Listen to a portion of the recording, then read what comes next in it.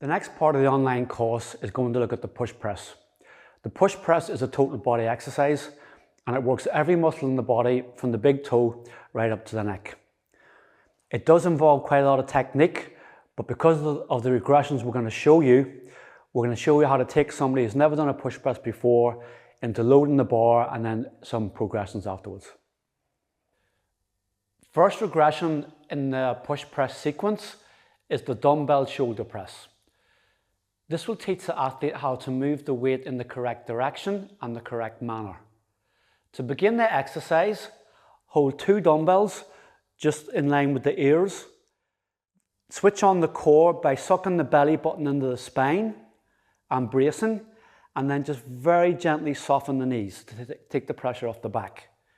Begin the exercise by pushing up over the head and then lowering under control, and push up over the head and lower under control. The Arnie press is a slight modification on the dumbbell shoulder press. It works the front part of the shoulder a bit more, which is what it'll lead to when we go into the push press. So to begin the exercise, you start with the dumbbells in front of the chin and in front of the shoulders. As you push up over the head while you're bracing your core and soften your knees, you twist the hands so the dumbbells touch at top. When you return to the starting position, you twist it back again, under the chin, push up and twist back and lower. The third sequence in the push press regression is the light military press.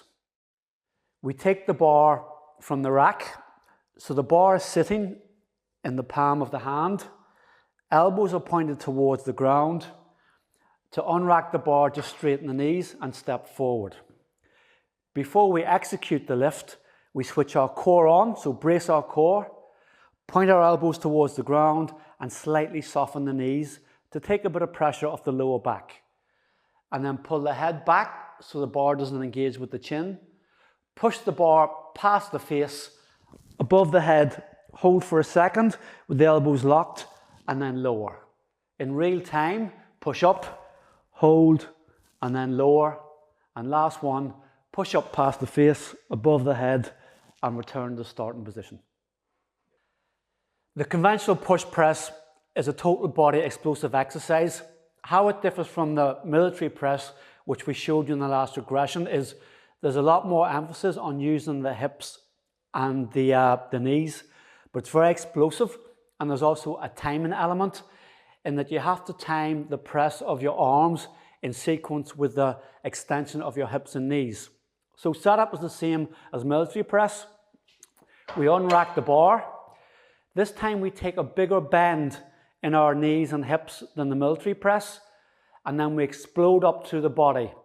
So we flex at the knees and hips and ankles, and then we triple extend and explode up. So like I say, it's a lot more explosive, it's total body, and there's a timing issue.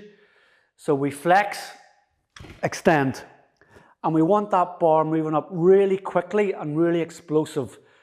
And the momentum for that explosion comes from the ankle, the knee, and the hip. Drive up, hold, and return the bar to the starting position. To take your push press to the next level, by adding bands creates more explosion power into the athlete. How you set this up is attach 2 equal bands to either a rack or a dumbbell or something stable. Simply loop the band around the end of the barbell. Unrack the bar like you did in the normal conventional push press, but then ensure the bar is in line to where the bands are attached. Same setup as push press. We flex at the ankle, knees and hips. The bar is in the palm of the hand, elbows pointed down, and then we drive up and keep the bar above the head.